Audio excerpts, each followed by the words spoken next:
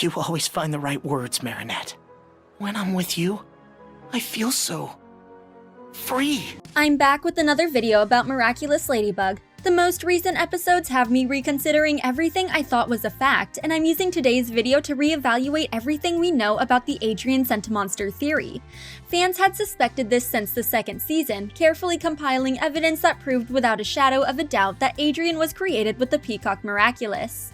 However, Season 6 seems determined to throw the fandom off our A-game, with new evidence and interactions that discredit the theory altogether. With these new scenes in mind, I will use today's video to discuss Adrien and the evidence that points to him being a normal boy with a normal life.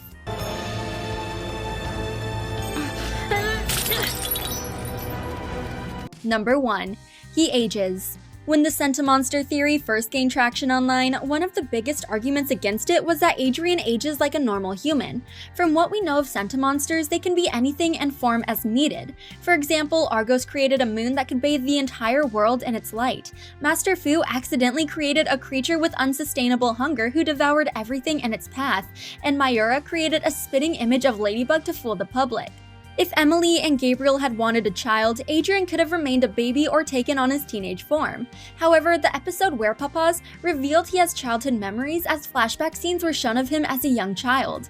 Sentimonsters can have abilities and powers. If I wanted to counter this argument against the theory, I would argue that instead of having a special skill or magical ability, Felix and Adrien were given the power to age and grow as living creatures do. As a result, they could have a normal childhood and grow up alongside their peers.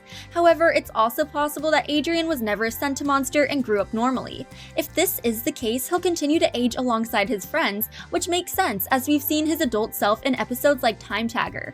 Information about his childhood, like his statement that he never had a dream and only wanted to be what his parents wanted him to be, could be attributed to Adrien being a very agreeable, well-behaved, and overall pleasant child who felt desperate for his parents' love and approval.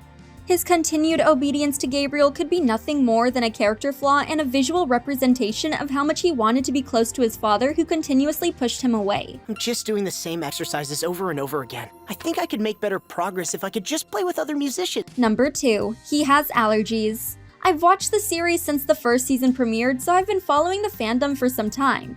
I can't tell you how many times I would scroll through fandom spaces online and see people debunk the Sentimonster Theory solely because Adrien has a notable feather allergy. Many believed there was no reason for a Sentimonster to have physical ailments pre-programmed into them, so it would make little sense for Adrien to struggle whenever a pigeon was nearby. Allergies are a very natural and human thing to have, and it isn't serious for the most part.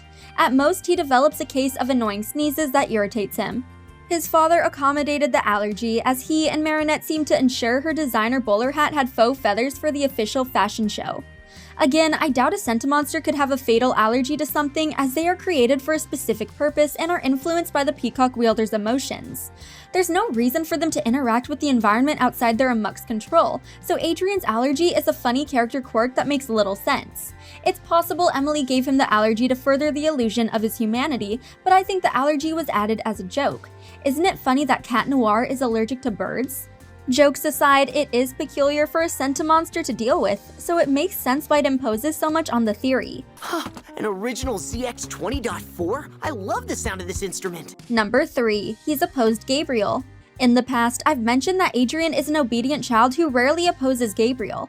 I consider this the strongest evidence supporting the Sentimonster Theory, especially because there are scenes in later seasons where Gabriel pointedly twists the family rings before giving Adrien a command, which Adrien always obeys, even when he attempts to oppose them. However, there are times when Adrien has opposed his father or resisted the various orders given to him.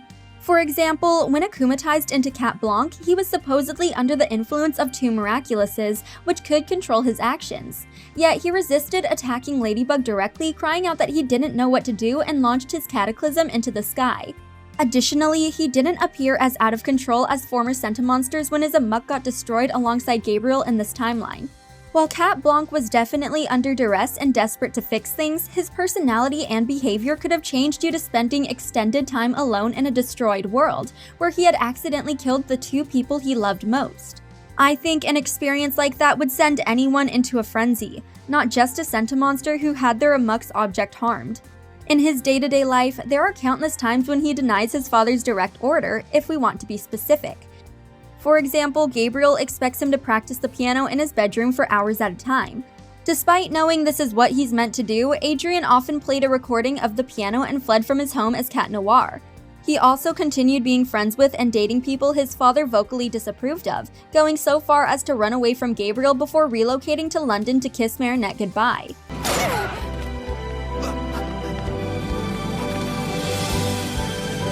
Number 4. He's never realized. If Adrien is a Sentimonster, then it's strange he hasn't figured it out by now. Sentimonsters are like akumatized villains, meaning they have a psychic connection with whoever wields their amok. The wielder of the Peacock Miraculous can often sense when a Sentimonster is nearby or in danger and can also issue commands over long distances. The Sentimonsters often know what they are and recognize that their commands come from a different person. For example, Mayora's Sentibug followed her commands and plans to the letter until she took her amok and gained autonomy. In Felix's case, he explained how his father always gave him commands, determining everything Felix did in his daily life. However, Colt Fathom, who was prone to angry outbursts, once punched a wall while wearing his family ring, which held Felix's amok. The ring cracked, causing damage which Felix felt. The broken ring impacted Felix, making him realize that he was a Sentimonster and under his parents' control. He only received free will after his father's death because he inherited the family ring.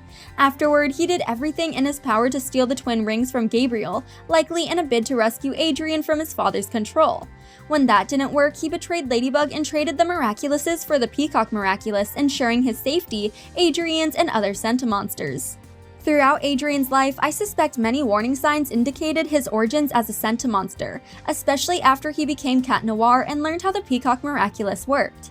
He and Felix look the same. He feels compelled to do anything his father tells him, he never had a childhood wish and still doesn't know how to be anything beyond what his father deemed necessary.